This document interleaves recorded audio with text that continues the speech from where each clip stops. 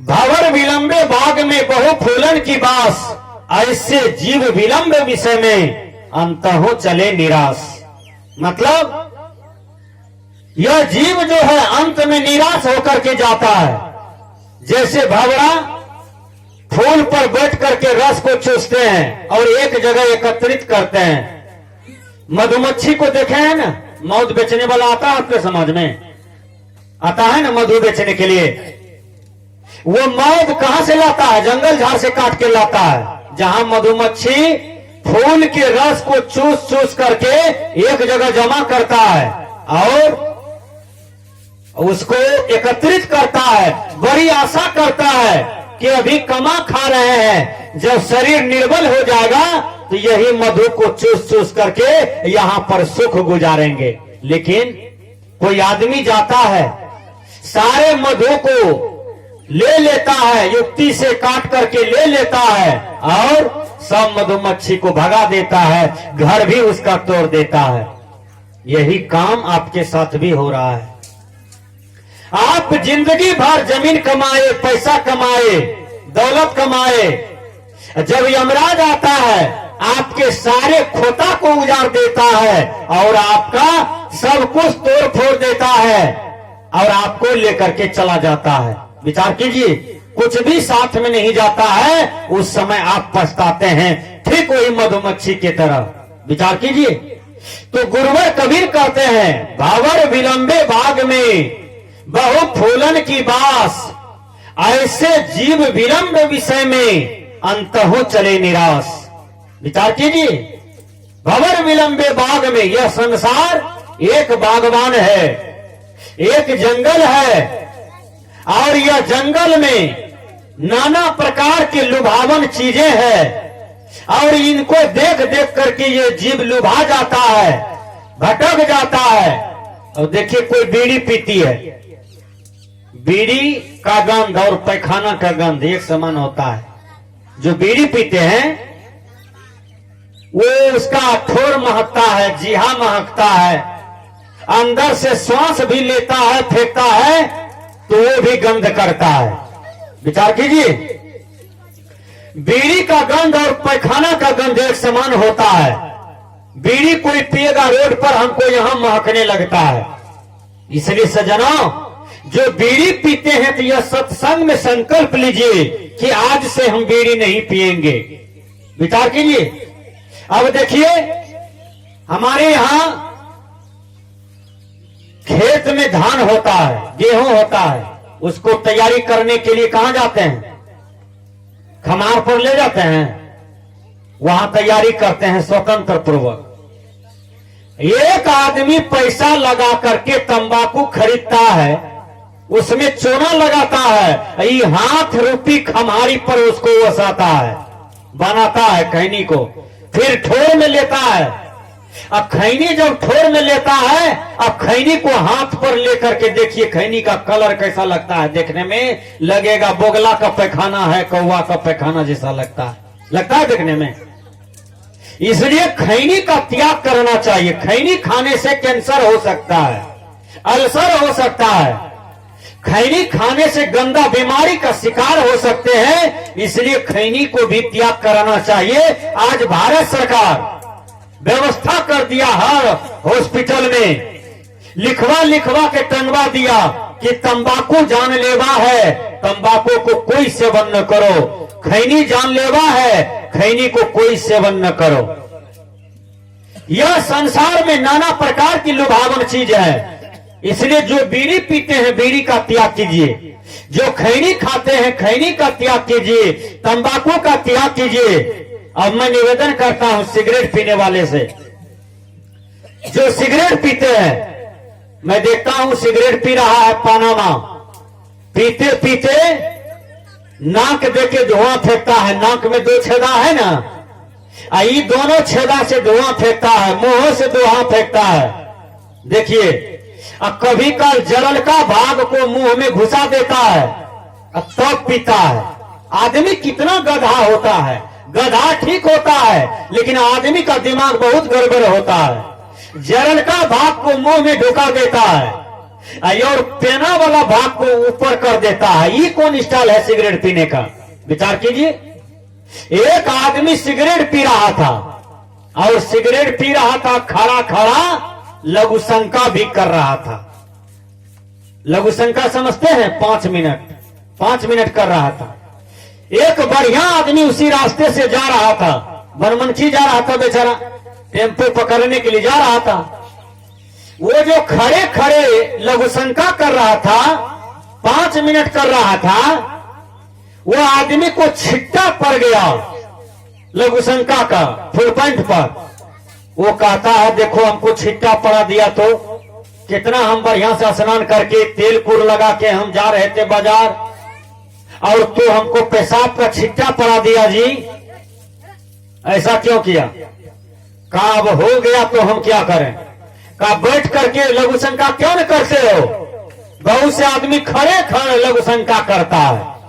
ये पशु वाला संस्कार है, जानवर वाला संस्कार है। जब भी लघु शंका कीजिए 5 मिनट कीजिए, बैठ करके कीजिए, और गंदा गंदा जगह पर बैठ करके मत कीजिए। आपके यहाँ लेटरिंग रूम हो, बाथरूम हो, शौचालय रूम हो, गंदगी रखने का जगह वहां पर है।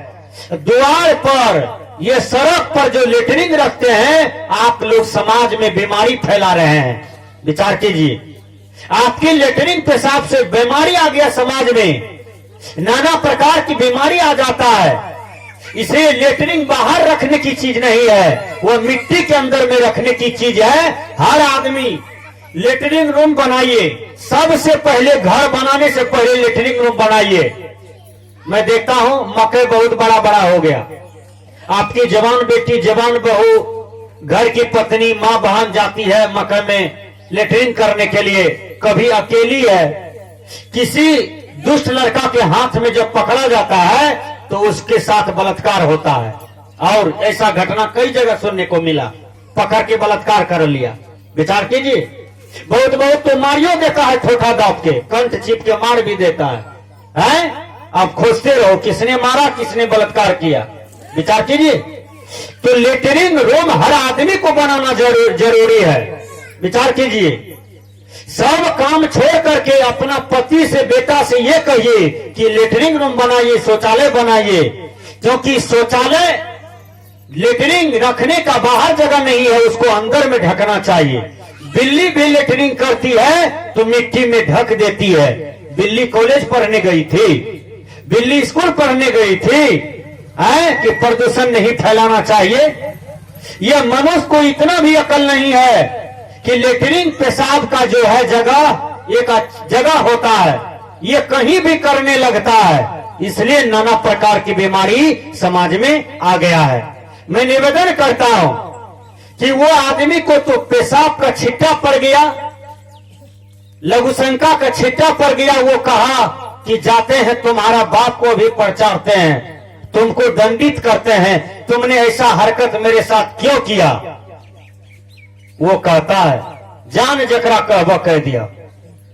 देखिए, एक एक लड़का बच्चा जो है, लड़की बेटी जो है, वो माँ बाप को भी नहीं टेरता है, और जो लड़का लड़की माँ बाप को नहीं टेरे, माँ बाप के आज्ञा से बाहर हो गया है, उन्हीं के चरित्र में कलंक लगता है, उसी के विचार में कलंक लगता है। गार्जियन होता है, घर का मालिक होता है। हर आदमी उसके नियम पर चले, तब आपका घर विकास होगा, तब आपका घर स्वर्ग से सुंदर होगा, तब आप विकास कीजिएगा।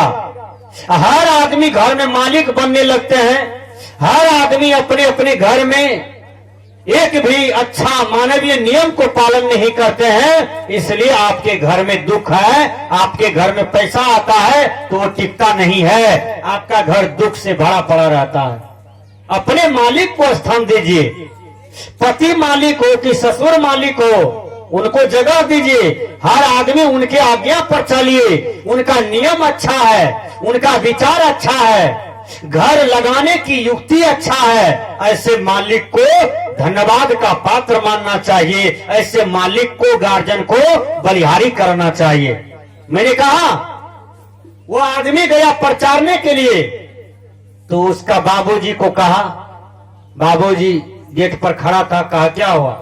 कहा आपका बेटा पेशाब का छिट्टा हमको पड़ा दिया। यही बात कहने के लिए आए हैं, आप अपना बेटा को क्यों नहीं सेकते हैं? इतना बात कह रहा था कि उस आदमी के कपार पर पानी गिर गया। वो आदमी ऐसे देखा, मर भाई पानी कहां से गिर रहा है कपार पर? तो जो लड़का पेशाब का छिट्टा पर आया था उसी का दादा 2 मंजिला पर से खड़े खड़ लघु शंका कर रहा था। वही पानी उस आदमी के देह पर गिर गया। विचार कीजिए, तो जिसका बाप नहीं सुधरा उसका बेटा क्या सुधरेगा? जिसका दादा नहीं सुधरा उसका पोता क्या सुधरेगा? अब मास्टर है, अब विद्यार्थी दोनों मिलकर के ताश खेलता है, चाचा भतीजा दोनों मिलकर के ताश खेल रहा है, बाप बेटा दोनों मिलकर के दारू पी रहा है, ताड़ी पी रहा है, शराब पी रहा है, दामाद ससुर मिलकर के दारू पीता है, ताश खेलता है। बोलिए समाज का शिष्टाचार कहां चला गया? समाज में जो एक व्यवस्था बनी थी जीने का, वो व्यवस्था कहां चली गई?